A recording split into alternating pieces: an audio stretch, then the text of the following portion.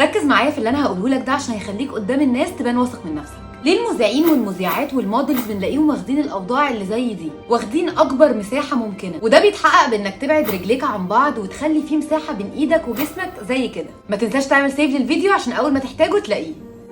هو انا المفروض وانا بتكلم اثبت ايدي ولا احركها؟ كمل معايا الفيديو. الشيء اللي كان دايما متعارف عليه هو انك مش صح انك تحرك ايدك وانت بتتكلم. وبعدين نيجي نشوف حد زي عمرو اديب بيكسر القاعده دي تماما وبرغم ده في قمه نجاحه. والاجابه هي ان الجمع بين الفعلين اللفظي والحركي بينشط المنطقه اللي في الدماغ اللي مسؤوله عن الكلام، فبالتالي كلامك بيبقى محتواه احسن وما فيهوش اي تردد. ايوه بس ثانيه، حركه ايدينا لو كتير هتشتت اللي قدامنا، وعشان كده لازم توازن وما تزودش فيها بس في نفس الوقت ما تكتفش نفسك.